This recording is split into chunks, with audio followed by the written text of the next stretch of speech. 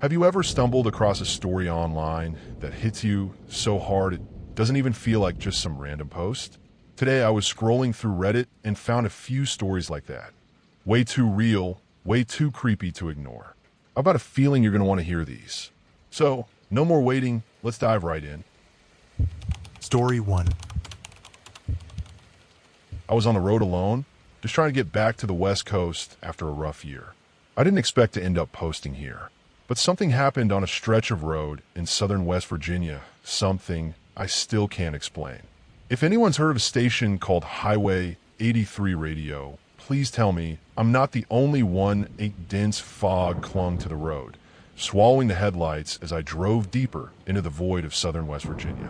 The silence pressed down on me, oppressive, suffocating. The low hum of the tires against the road was the only thing breaking.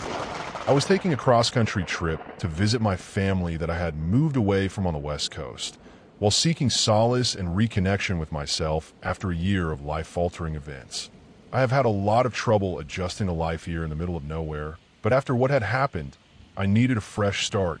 There was nothing for miles in every direction, the only things around being myself and the rusty four-door sedan that lacked not only heat and air conditioning, but also a license plate that disappeared off it during the move. It feels like the white lines of the road are turning into a single blurry vision due to the sheer hours I've spent looking at them. My eyes flicked across the dashboard to the dimly lit analog clock.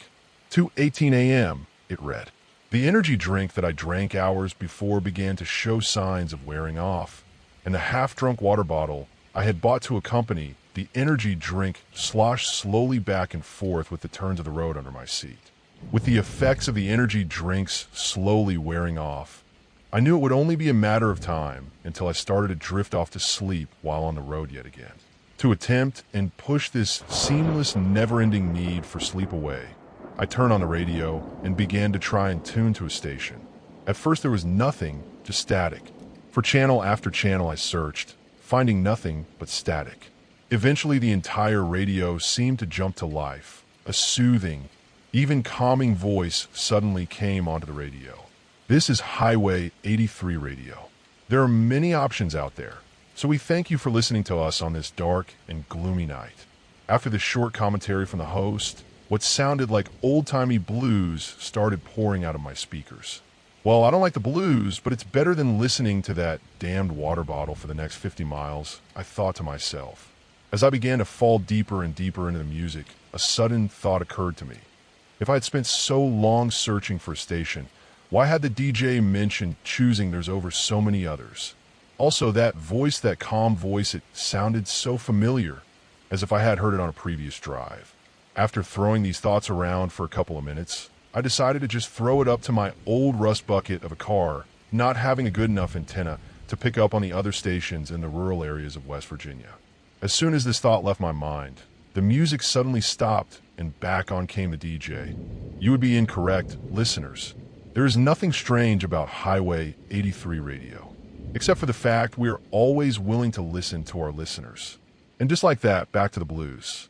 At this point, I became extremely unnerved and freaked out. It was one thing for my car to have a busted antenna, but for the DJ to perfectly know what I was thinking there just had to be something wrong. I had the urge to pull off somewhere and just sleep the night away, thinking that all the caffeine and lack of sleep had finally caught up to me.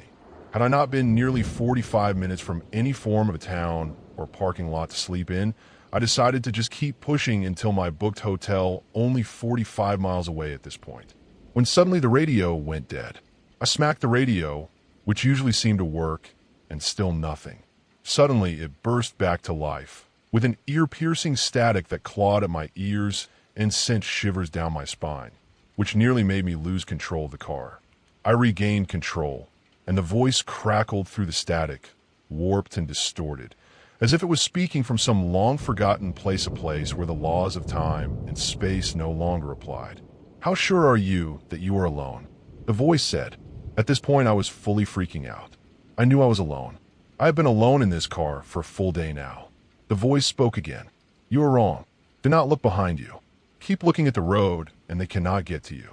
thinking that this was some kind of joke, but partially because I was getting truly horrified at this point. I went to turn around just to make sure when the voice on the radio suddenly screamed, "Don't." Every fiber of my being screamed at me to turn and look to know what was creeping behind me. But the radio's voice of command wrapped in fear pulled me back. Don't. It wasn't a warning anymore. It was a plea. My heart rate seemed to hit a new high, and I couldn't help but think that I was seeing shadows of movement in the rearview mirror. I kept driving down the road, tears beginning to well up in my eyes. This can't be happening to me, I thought. The voice on the radio returned, still covered in static and seeming increasingly strained as it continued. All you must do is what I tell you, and I can keep them from you. Just stay on the road. In about 2 miles, take a right. I continued to drive. 2 miles pass and nothing. There is no road. There is no turn off hell. There is nothing but brush and dead grass. The voice came back, louder, meaner than before. You think you can just do what you want, huh? Just do what you want, and whatever happens, happens. What is happening? What are you talking about? I screamed into the radio, expecting a response as crazy as that still sounds. Do you think I don't know? Do you think we all don't know what you did? The voice on the radio screamed, the anger making the voice come through as clear as if it were a person sitting next to me. In that instant, I understood. The voice was not trying to get me to do anything at this moment. It was trying to make me confront my deepest and darkest truths. The reason I moved here, the reason I ran from my past, it wanted me to remember the blood that is on my hands. About a year prior to me moving here, I had been in a car accident, not a little fender bender either.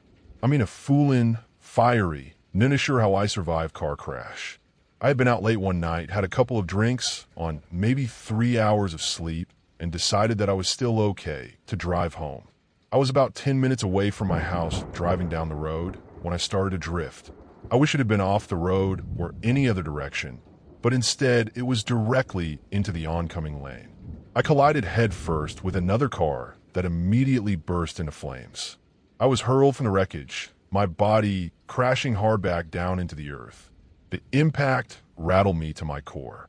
As my body skidded across the asphalt, I laid there knowing I would die.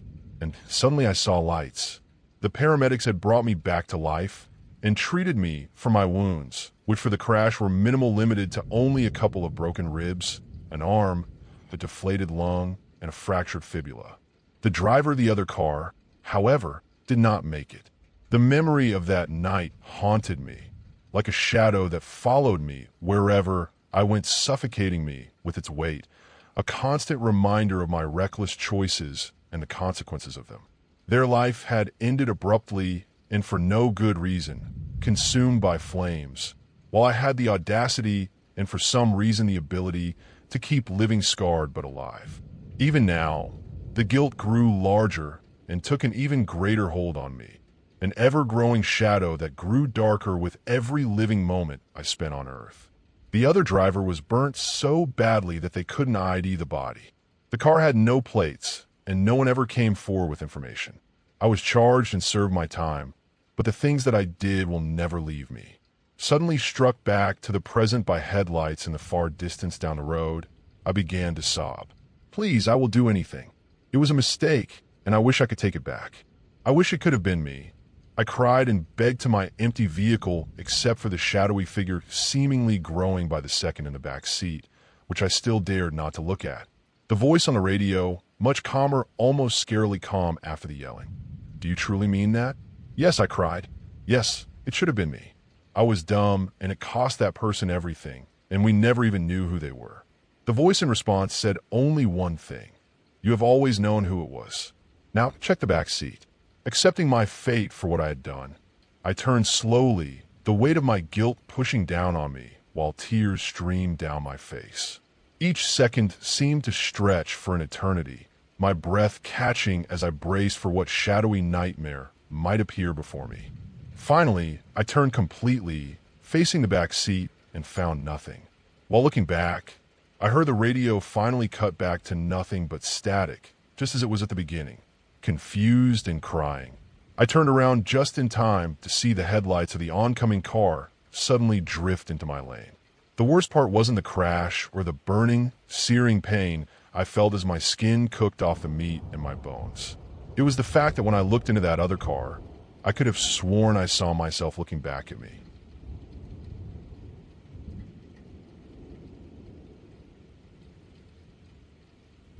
Story 2.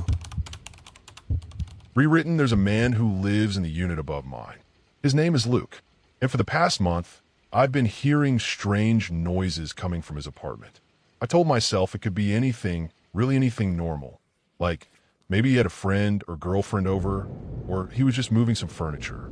But the noise was persistent, and it didn't sound anything good. I even tried to go upstairs personally to ask him about it, to see if something was wrong, but he never answered the door. I've tried to mention the noise to some of my neighbors every chance I got, mainly at the mailboxes. But it seems that I'm the only one who hears it. Luke always struck me as a decent guy, or at least the kind of decent that meant staying in his unit and keeping to himself. I'm pretty sure he worked at a gas station, which would make sense for someone like him living in this dump of a complex. This place isn't the kind that gets put on maps. It's where people go when they want to disappear. Everyone here were hermits, burnouts, and introverts. The halls always smell like cat piss and stale loneliness. But for me, it was perfect. It was quiet, forgotten, just the way I liked it. The few times I ever saw Luke, he was either checking his mail or trudging back from work in that worn-out red uniform, while I stand in the hall smoking a Marlboro, watching him walk up the stairs with defeat in his eyes. He was quiet, hunched, and moved like a sluggish, mutated snail, but he never gave off an overall threatening vibe. He wasn't the kind of man who'd make you cross the street, or was someone you'd barely register out in the day. He was just another invisible tenant, just trying to go by. Nothing seemed off until the noises started coming from Unit 6B. Luke's place. And Luke suddenly wasn't so quiet as he was before. I'd hear him talking to someone upstairs, though I never heard anyone talk back. Just his voice. He sounded agitated and scared. Then came the stomping, like he was throwing himself around in his apartment like a feral dog. I could also hear scratching coming from up there. I assumed it was his furniture being dragged across the floor, like he was rearranging the place every other night. Like I said before, for 2 weeks, I tried knocking on his door. I figured maybe he was going through something, and that he needed help or at least a reminder he had neighbors. But he never answered. Eventually, I gave up. For the next week, Luke stopped going to work. How I knew this was because I could never hear him going or coming back from work. Even when I stepped out of my unit to smoke, I never saw him come back. Then came the smell. The ventilation systems here are all connected. Whatever stench brews in one unit can drift into the next, and in the next one after that, a foul smell has started seeping into mine. It wasn't too noticeable at first, a strong, earthy scent that soon turned into a foul smell I can only describe as rancid peanut butter. The first time I smelled it, I thought maybe I'd left something to rot in the kitchen. I tore the place apart looking for it, but nothing turned up. I even cleaned the fridge, a rare event, believe me. But the smell kept getting stronger and always found a way to hide from me. Then spores started to appear. Tiny white puffs started drifting out of the grates. They clung to surfaces and left sticky trails whenever I touched them. I tried to vacuum and wipe them down from any of my furniture, but every morning, there'd somehow be more. By the 4th day of dealing with the spores, I gave in and filed a maintenance ticket. I even called the building manager Hoffman, but he was as useful as a wet paper towel. It's probably just dust, he told me over the phone. The vents are old. I'd advise you to deal with it until we can get someone out there. That someone never came. Nothing got fixed. And Hoffman would get irritated at me if I tried to mention them again. That useless fat asshole. No one followed up, and the spores kept coming and flooding my apartment. I couldn't sleep nor breathe properly without opening my window. Even then, the stench wouldn't leave. Days went by, and between the noise, the smell, and the ever-thickening spores, I'd had enough. Out of desperation, I decided to try one last time to go back upstairs and confront Luke face to face. It was just after 8 p.m. on a Sunday night. I stood outside Unit 6B for a full minute before knocking. The hallway was silent, eerily so. No footsteps, no muffled TVs behind doors. Just the occasional hum of cars on the road outside, and the slow chirp of crickets cutting through the quietness. I knocked again, then again. The 4th time, I knocked harder, making it loud enough to echo. Nothing. I sighed. Whatever, I muttered to myself. Another dead end. Maybe this time I will hire HVAC people to come and fix the vent. I was already turning to leave, but I hadn't even touched the first step until I heard Ida faint creak of a door. I turned around to see that Luke's door opened with just a sliver. And when I stepped back closer to the door, I could see a pale, glassy eye staring out at me through the crack. "Yes?" Luke said. He was quiet and sounded like he was afraid of my presence, but outwardly, nothing out of the ordinary that I could see. "Ooh, I am Sean. I live below Unit 5B. I think something might be coming through the vents like spores or smoke or something. It's starting to affect my place, man." There was a pause, long and quiet. I didn't mind it, however. I thrive in silence and respect silent and introverted people. But in Luke's case, I felt an uneasy tension coming from within that door. Then, finally, Luke spoke again. "You've seen the smoke?" "Yeah, it smells." The door creaked more open, and I caught a glimpse of Luke's blonde hair that looked greasy. His skin looked too sallow, and his face was uglier than ever. "It's not for you," he said. "It's not for anyone," I replied. "I just want to know what's causing it." "Mold? Fungi? If it's dangerous, it's not dangerous," he said too quickly. "Unless you see her." I blinked. "What?" The door slammed shut. I stood there, staring at the peeling paint on the doorframe. My eyes traced the cracks without really seeing them, wondering just for a moment if I was imagining all of it. The noises coming from Unit 6B, the rancid peanut butter smell coming from the vents, and the spores. Maybe the isolation that I have been experiencing has now been eating me away like I was nothing. I stood there longer than I should have, listening to nothing, before I slowly turned back and walked down the stairwell and into my apartment. That night, I slept with a damp towel pressed against the vent. It didn't help keeping the smell at bay.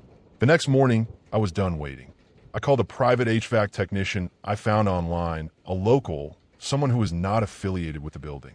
Told him I'd pay whatever he wanted if he could come out that same day to check the vent system in my unit. He showed up around noon.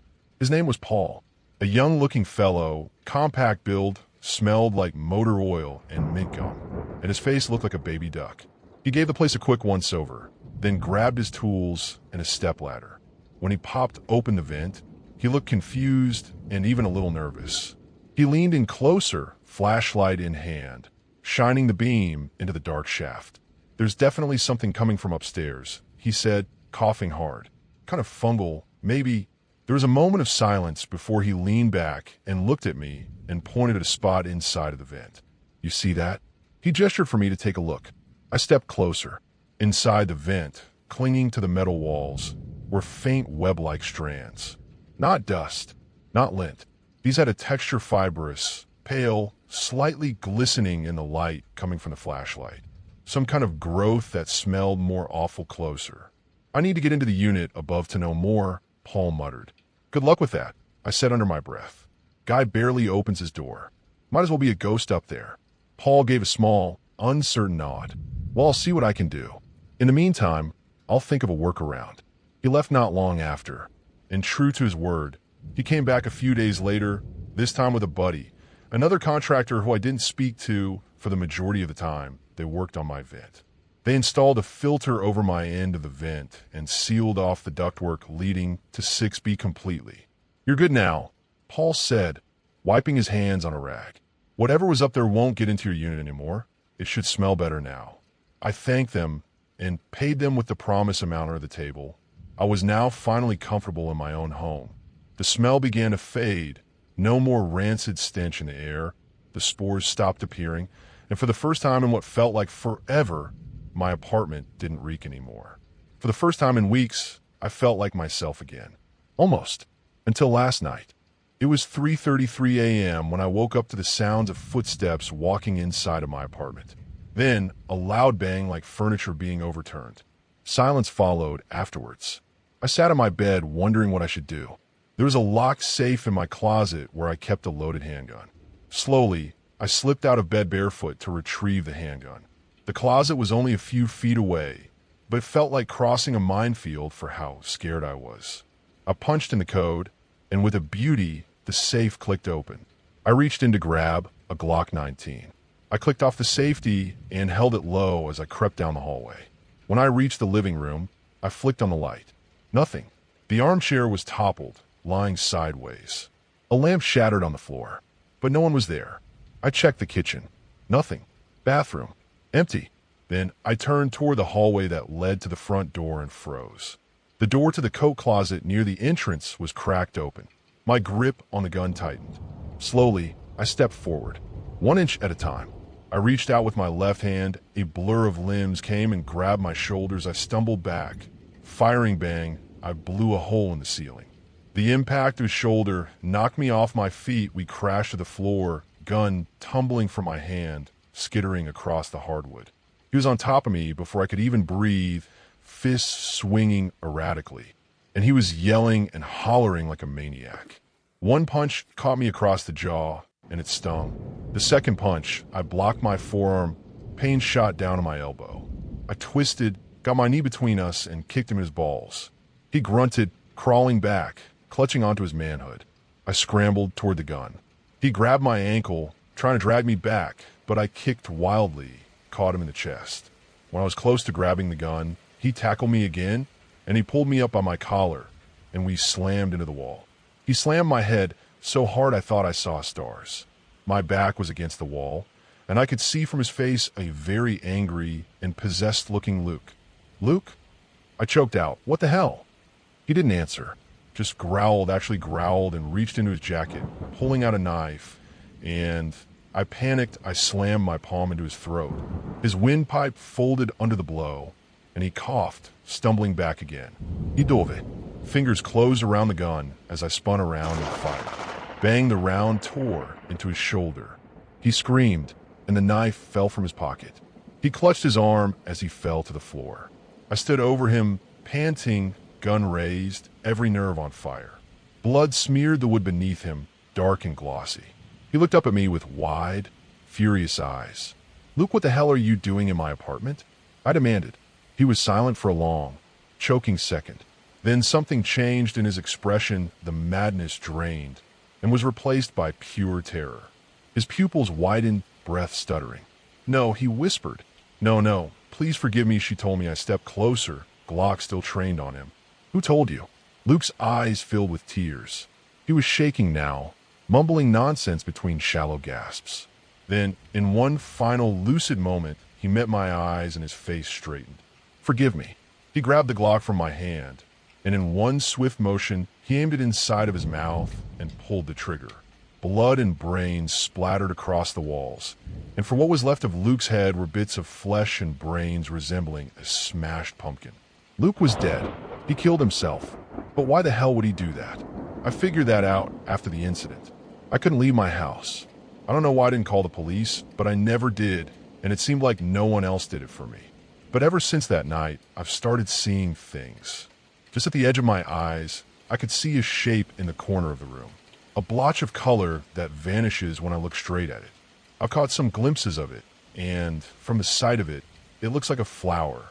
A fucked up, mutated flower. The smell came back and soon the spores. Then more, and more, until the air was thicker than ever. My lungs raw, my tongue coated with a bitter and nauseating aftertaste. I started moving furniture, tearing open vents, peeling back wallpaper. I keep thinking if I find it, if I can dig it out, it'll stop. But it didn't stop. It only got worse. Eventually, I gave up. Not out of exhaustion, but out of acceptance, maybe. Now I sit alone in my apartment, the way I liked it when I first moved here. Alone, undisturbed, hidden from the world. But I'm not really alone anymore. She's here, tall and slender, her limbs too long for comfort, her neck stretched like a flower stalk reaching for light. Her skin is a pale bone white, and from behind her back and along her arms, and blooming from the base of her neck, flowers grow. Dachira, white, trumpet-shaped, wide open like they're drinking in the air. The petals pulse gently, and from them rise those tiny white spores. I don't breathe when she's near. I can't. She talks to me, and I'm deeply afraid of her. She tells me that Luke was useless to her, that he broke too easily, that I could now have a chance to prove my worth to her because Luke infested me with her poison. I want to run. I want to tear open my walls and dive into the insulation if it means getting away from her. But I don't. I just sit here, paralyzed, staring into her eyeless face and the flowering poison blooming from her. As she talks to me, there is someone knocking on my door. I think he is my next door neighbor. I can hear him through the door telling me that I need to answer the door, that there is a smell coming from the vents.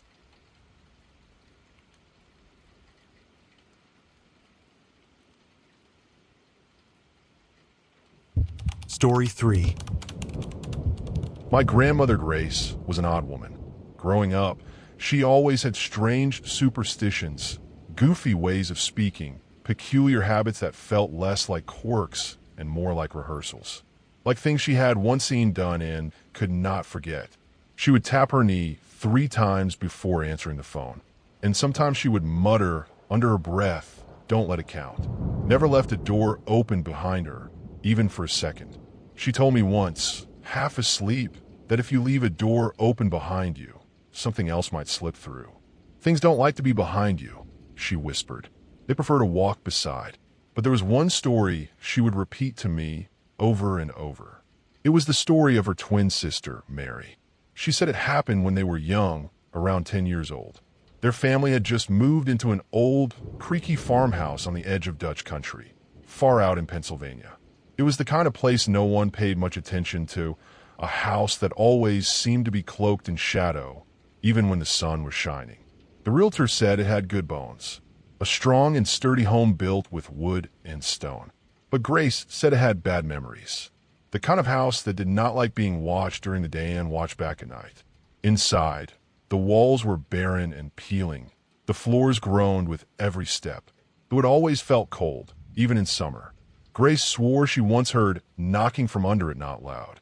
Just patient. Grace said she always avoided that 5th step, not because it creaked but because it didn't. It always listened, she once told me, like it was waiting to be invited. Grace believed the 5th step was not part of the house at all. It's a promise, she said once, eyes glassy. 1, 2, 3 for you're safe. But 5 is the first gift you give away. All her family wanted was to escape the city desperately. So despite its advanced age, this house was a welcome sight, at least to their parents. Neither Mary nor my grandmother Grace liked the house. From the moment they moved in, she said it gave her a bad feeling. But she didn't have much choice, and the rest of the family seemed happy enough. So, she kept quiet, trying to settle into their new life with her sister. It did not take long before strange things started happening. One night, as Mary lay awake in their shared room, she heard something. My grandmother, who was in bed beside her, didn't notice, but Mary swore she heard a voice. "Mary, I'm on the 1st step." Mary said the voice was almost gentle. Too gentle, like someone trying to imitate how a mother might call you to dinner but without understanding why. She said it spoke like it had a mouth full of someone else's teeth. At first, she thought it was just the old house playing tricks on Harrod Draft, or maybe her imagination. She mentioned it to Grace the next morning, but my grandmother had not heard a thing. Their parents laughed it off too, saying old houses creak and that it was probably just the wind. But no matter how much she pleaded, the next night, the voice came once more. "Mary, I'm on the 2nd step." This time, it was louder, closer. Mary was sure of it. She lay perfectly still, her heart pounding in her chest, staring at the door to the hallway. It was just her and Grace in the room, but only Mary seemed to hear it. She asked Grace again the next morning, but Grace still had no memory of any voice. As the nights passed, the voice kept coming one step at a time. Every night, it climbed higher. "Mary, I'm on the 3rd step." "Mary, I'm on the 4th step." By now, Mary was terrified. She would lie awake each night, too scared to move, too scared to breathe. Each night, the voice crept closer, and each night, Mary became more convinced something was coming for her. "Mary, I'm on the 5th step." She could picture it something unseen, inching its way up the old wooden stairs, getting closer and closer to her room. My grandmother tried to comfort her, but she was powerless to help her twin sister. She had never heard the voice herself, and their parents continued to dismiss it as a child's imagination. Mary, the voice echoed out of character. "Mary, I am in the hallway." The voice was no longer on the stairs. It was right outside the door now, just inches away. The door felt so thin, so fragile, like it could shatter at any moment. Mary barely slept at all anymore. She kept the light on, but it didn't help. Mary asked my grandmother Grace again and again why she couldn't hear it. Grace just frowned and said, "I think I don't want to." Then the last night came. Mary, the voice echoed again as Mary clung to her now awake sister Grace for comfort. "Mary, I am in your room." The whisper was right beside her. She said it felt cold, so cold she could almost see her breath. She told my grandmother she could feel it, something unseen brushing against her cheek. Grace, still sharing the room with her, never heard a thing and went back asleep. She assumed it would be the same as it had every night. She always found Mary frozen in fear each morning, wide-eyed, her face pale as if she had been the presence of something terrible. But the next morning was different. My grandmother woke up to an empty bed beside her. Mary's side of the room was untouched, except for a tear in the bedsheet. No one ever saw her leave. They searched the house, called for her, but it was as if she had disappeared into thin air. The only trace of her was that small rip in the fabric, as if something had dragged her away. The tear was jagged but curved, not like something pulled but like something slipped through. Like fabric had tried to hold on to what was leaving and failed. Grace once said it looked as if a seam had opened and the world had let go of Mary, like cloth fraying at the edge of something older underneath. After that, Grace never sewed again. My grandmother never spoke about what happened that morning, not in full.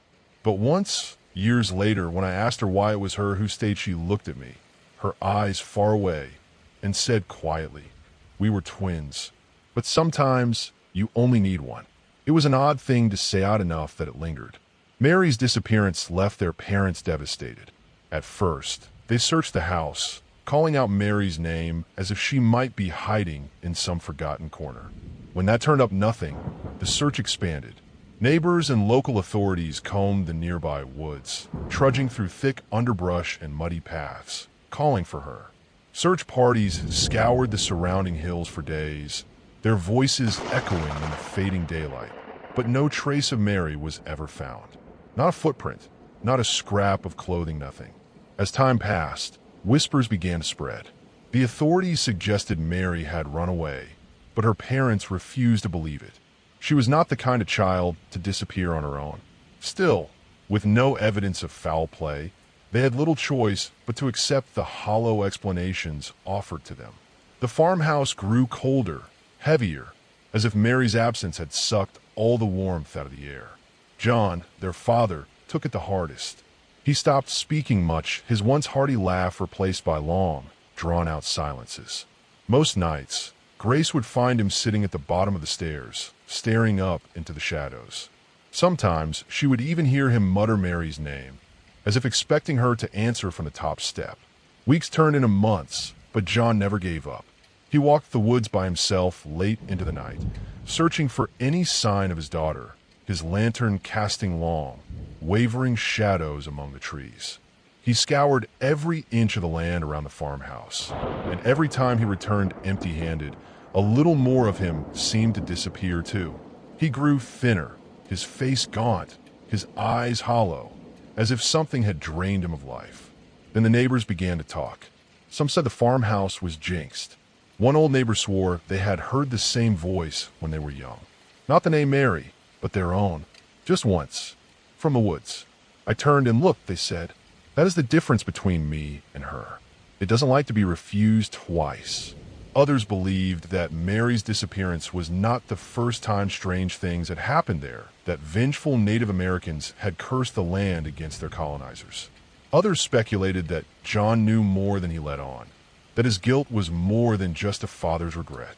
Some few even believed that Mary was simply insane and took her own life in a sequestered corner of the property, now haunting the house from beyond the grave.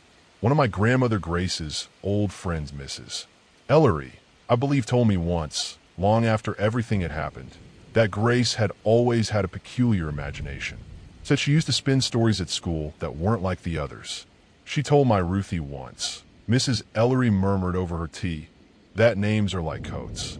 That is how the fair ones find you." She chuckled softly, almost out of habit. Grace had told her not to go giving your full name out so freely.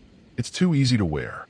You want something twisted, something with thorns in the syllables, something no one else can put on right. She stirred her tea a moment longer before adding, Grace said if you ever take your name off Truly, take it off something else might wear it. But only if you love the person enough to give it away. I asked her what that was supposed to mean. Mrs. Ellery just shook her head. Children's talk. Make believe. I doubt Grace even remembered saying it. But then she gave me a strange look, half warning, half regret. Like there was more she almost said and nearly wished she had not. Still, at the time, none of the rumors seemed to matter. Because Mary was gone. And that was the only truth the family could hold on to. Eventually, the weight of the house became unbearable. The air inside felt suffocating, thick with silence and unshed tears. They packed up what little they had and moved away, hoping that distance would help them escape the memories. But it did not. Grief followed them, clinging to them like a shadow they could not shake. John, especially, never found peace. He grew more withdrawn, spending hours alone in the small, cluttered room that had become his refuge. Grace would sometimes find him sitting in the dark, staring at nothing, his lips moving silently. Once, he turned to her suddenly and said, "You were awake." Grace did not answer. She just left the room. She never asked what he was thinking, but she knew. It was always about Mary, his favorite daughter. On a particularly bad night, Grace found him once laying on the 5th step, whispering. "Take me instead," he shouted. "I'll listen this time." He died 2 years later, though not from any illness. At least, not a physical one. The doctor said it was a heart attack, but Grace knew better. It was guilt that killed him, the weight of all the nights he did not listen, the times he laughed off Mary's fears. The sound of those steps still haunted him, just as they haunted her. Every night, as he lay awake in bed, he heard them, step by step, always coming closer. After John's death, the silence became unbearable for Eleanor, their mother. She drifted through the days like a ghost, her movements mechanical, her eyes empty. Grace, now old enough to understand the loss, began to carry the burden of her family's grief on her own shoulders. She never stopped thinking about Mary, never stopped wondering what had really happened. For years, she was haunted by the memory of Mary's final words, "Mary, in your room." She often wondered what had really happened that night. Had Mary been imagining things? Was it all in her head? A mental break from the stress of moving to a new place? Or is it something more? Something darker? Even so, where did she go? I have spent a lot of time thinking about this story since my grandmother first told it to me. I used to wonder if Mary had just run away, vanishing into the night in a way none of us could understand. Maybe it was easier to believe Theta, scared little girl, escaping a life she did not want. But there was no evidence, no footprints, no sightings, nothing. Just silence. Then again, maybe it was not something so simple. Perhaps there really was a sinister figure, lurking in the shadows, waiting for the right moment to take her. My great-grandfather never stopped searching those woods, convinced something was out there. His guilt consumed him until the day he died, muttering to himself about the steps he swore he could hear in the dead of night. And yet, as I grew older, I began to wonder if it was something far worse, something none of us could ever begin to explain. My grandmother never believed Mary had imagined a voice. No, she always thought there was something more, something beyond this world that set its sights on her sister. Something patient, waiting in the darkness, climbing those steps, night after night, until it finally reached her. My grandmother's voice would always drop to a whisper when she recounted that part, as if speaking too loudly might awaken whatever had been creeping through their house all those years ago. There was one thing I knew was for certain: something terrible happened at that old farmhouse in Dutch country. Yet, I never knew what to make of the story. It seemed like just another strange tale from my grandmother's pasta ghost story to scare curious children. Nothing more. Grace died 1 year ago, at the healthy age of 104. I remember the way the house felt after. Not sad, not empty, just still, as if something had finally stopped watching. The day before her funeral, I found a box she had left for me, tucked away in the back of her old armoire. My name was written on the lid in her familiar, looping script. Inside, there was no note, just 3 things. A bundle of black thread, knotted in loops of 5. A small charm made of bent, rusted wire shaped like a crooked staircase. And a single sheet of torn paper, folded over twice. In faint, uneven pencil marks, someone had written, "Don't answer if it is not your name." It said on the first line, "Your name is already close enough." The handwriting was childish, scrawled, the kind of thing you would find on the back of a school worksheet. But it was not Grace's. At least I do not think it was. I told myself it was just one of her old trinkets. Grace was always superstitious, always writing down little rules she claimed weren't hers. I laughed it off, tossed the wire charm back in a box. I even showed it to a friend once and called it vintage creepy chic. I have seen people write off strange objects in horror stories as symbolic keepsakes. But Grace's box didn't feel symbolic. It felt like an agreement, like a contract half-signed. And for a while, it was nothing more than that. Until now, I live in a modern apartment. Concrete floors, steel supports, no wood anywhere in the building. Below me is a parking garage. No one walks under my room. I should not hear anything from beneath me. And yet he did. It started as a sound I did not recognize. Soft, deliberate, like pressure rolling against something that shouldn't be there. Then came the creaking. Not like weight, but like memory. Like something old, try to remember how to walk again. Because last night, as I lay in bed, staring at the ceiling, I heard something. It was faint at first, barely audible, but unmistakable. Something feminine and yet childish.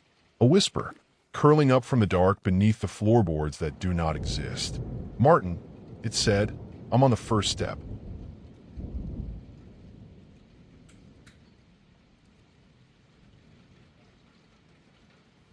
Story 4. It was Friday, almost 6. I wasn't quite myself, more like a drained body walking on autopilot. The week had been endless. Classes, exams, meetings. My body was barely functioning as I dragged it across the city. My feet searched for the station like the pavement itself was leaching the last bits of energy out of me. I had my headphones on, listening to a podcast I don't even remember now. It was just noise, the kind you use to drown out other, louder, internal noises. I pushed through the swarm of people gathering at the station in ant-like mass moving back and forth, every face dulled by routine. I was just another ant. A bus arrived, let passengers off, and left. Then another, the F-26, same story. Neither was mine. I stepped closer to the platform's edge, waiting for my route, the M66. Almost here. While waiting, I did what I always do, avoided standing too close to any man. Call it instinct, trauma, experience. Whatever it is, it's always there. And then I saw it, my bus, the M66. As always, completely empty, it was the first stop on its route. I tensed up like a spring, clutched my bag. My body knew what to do. Get on, find a seat, survive. I lunged, literally, as if the bus were the last lifeboat in the middle of a shipwreck. I accidentally shoved a lady, mumbled an apology mid-jump without turning back. I climbed in, sat down near the driver, not right next to him, of course, across the aisle. I settled in, breathed, put my headphones back on. The sky looked like a painting, blue, pink, amber, streaked with gray buildings. The sunset was speaking a beauty that didn't belong to concrete. I texted my mom. I hadn't been able to reply earlier. I wanted to tell her I was fine heading home, even though I wasn't entirely fine. Fatigue covered me like a heavy blanket. I tried to resist it, like always sleeping on the bus isn't safe. But this time it won. Blackness, silence, a jolt. The bus braked hard. I opened my eyes like surfacing from deep water. Blinked, trying to orient myself. The station, which one was it? Second stop. I sat up slightly, still groggy. Something felt off. I was alone, completely alone. Just the driver up front, stiff and motionless like a statue. And me, just the two of us. That wasn't normal. Not at that hour. Not on this route. And I knew ITI felt in my bones. It made no sense. I rubbed my eyes, looked around. Nothing. Outside, the station was packed with people. But no one was getting on, as if the bus wasn't there. I swallowed hard, took off my headphones. The silence got even worse. The doors closed. We continued moving. I pressed my face against the window, searching for a sign, a clue, anything. Everything looked functional. The screen on the bus showed the next stops, the destination, the time, 6:11. Third stop. The doors opened. No one got off. No one got on. Cold crawled down my back like an insect on my spine. I stood up. My legs trembled. I walked through the bus to the next car. Nothing. Not a voice. Not a forgotten shopping bag. Not even a scrap of paper. The bus was pristine new, spotless like it had never been used. I started thinking maybe I was dreaming. Maybe I'd fallen asleep at the station and all this was part of a dream. Maybe. But then why could I feel the floor so solid beneath my feet? Why was the cold so real? Why did my neck ache from the seat I'd napped on? Fourth stop. I sat directly in front of the door. I needed someone. Anyone. Someone to look at me. To see me. A boy appeared. Red sneakers. Looking at his phone. I waved. Shouted silently. Hey, he looked up. My heart jumped. But he didn't see me. He looked through me. As if I were made of smoke. Red sneakers looked at me, he frowned. Looked around. Behind him. Ahead. Confused. As if he felt something was off. But never saw me. And that's when I knew. That's when I knew this wasn't a dream. Because in dreams, you know they're dreams. Because in dreams, you don't feel the exact sting of cold on your cheek or the clammy sweat in your palms. In dreams, you don't notice tiny things like the seat's rough upholstery or the electric buzz of the lights. This was too sharp to be a dream, and yet couldn't be real. I walked through the entire bus again. Car after car. The stations passed. Doors opened. Closed. No one. And then at the very back of the second car, something changed. A reflection. In the bus's dark window, I saw myself, or rather, a version of myself. Same face, yes, but paler. Eyes sunken, like I hadn't slept in days. Like I had aged a week in an hour. I froze, touched my face. The reflection did the same, but half a second late. A subtle delay, like it was mimicking me. I went back to my seat. My stop was coming up. I put my headphones back on, but played nothing. I didn't want any sound. Just wanted to get out. The bus stopped. The doors opened. I whispered. Thank you, the driver didn't move. I stepped out. And then the shock. I felt the bodies. The people. Someone bumped into me. Another apologized. A woman grumbled. I was back. Part of the world again. I turned to look at the bus. The M66. Still there. But no one noticed it. As if it didn't exist. And even now, writing this, I wonder, who brought me home that night? What was that bus? What version of me sat in those empty seats? That day, I entered a place you don't walk into by choice. And I only got out because something let me out.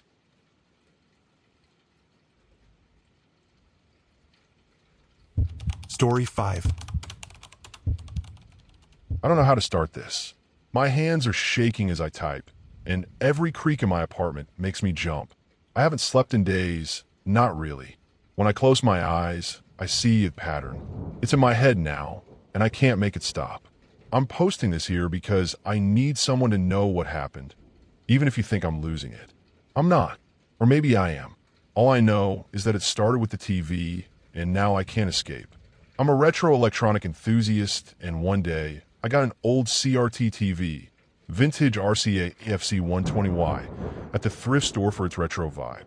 It's got dial for channels and a faint hum when it's on, and I'd leave it running in the background while I work from home, usually tuned to some dead channel full of static.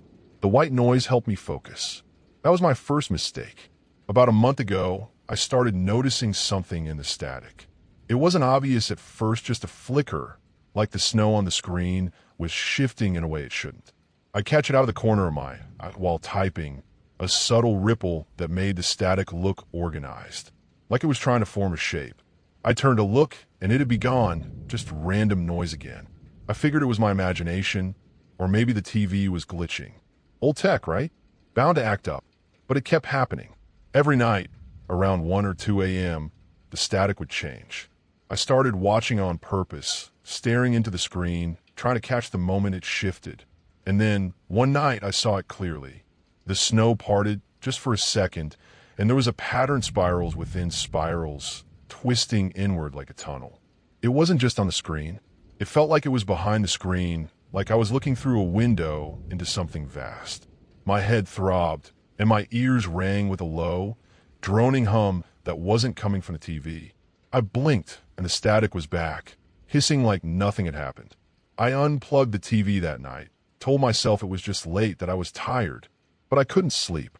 The pattern was burned into my mind, those endless spirals spinning in the dark behind my eyelids.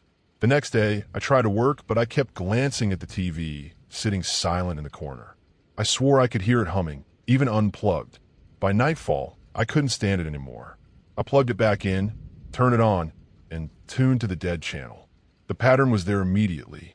Nosleep, nosleep. The static swirled into spirals, tighter and deeper than before, pulling my eyes toward the center.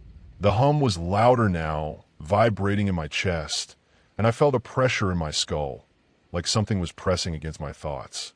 I couldn't look away. The spirals moved, not like a video, but like something alive, coiling and uncoiling in a space that wasn't here. And then I heard Ida whisper, not in words, but in my mind.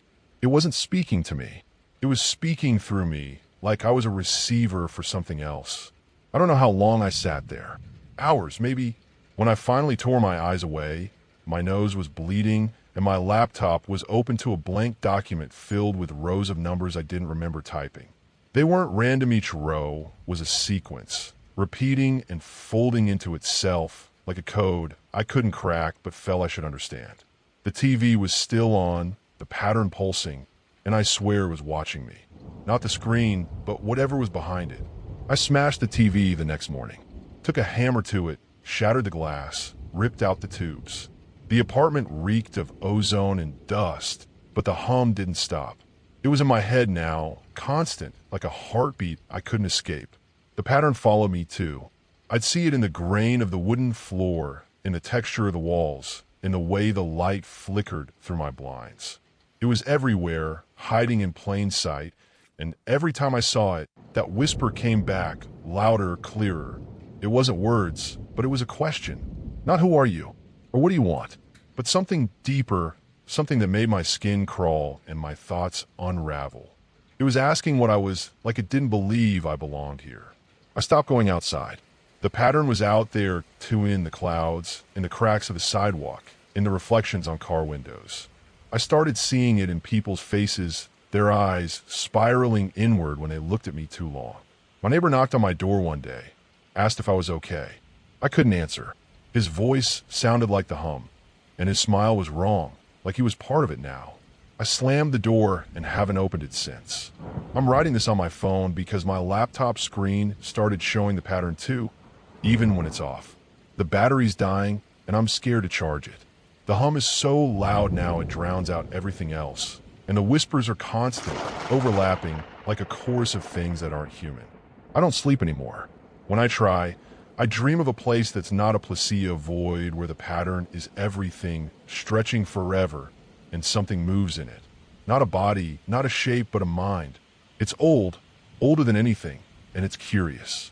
It's peeling me apart, layer by layer, to see what's inside. I found a mirror in my bathroom yesterday. I don't remember owning one. When I looked in it, my reflection wasn't right. My eyes were spirals, my skin was static, and my mouth moved without me, whispering numbers. I broke the mirror, but the shards still show the pattern, glinting in the dark. I don't know what it wants. I don't think it wants anything, not the way we do. It's just aware of me now, and that's enough. I can feel it rewriting me, turning my thoughts into its thoughts, my memories into its memories. I'm not sure how much of me is left. If you're reading this, don't look for the pattern. Don't stare at static. Don't watch the shadows too long. Don't listen to the hum. It's not random. It's a signal, and it's been waiting for someone to notice. I'm going to post this, and then God, I don't know. The hum's so loud now. The pattern's in my hands as I type, in the words on the screen, in the air I'm breathing. It's here. It's always been here. I'm sorry.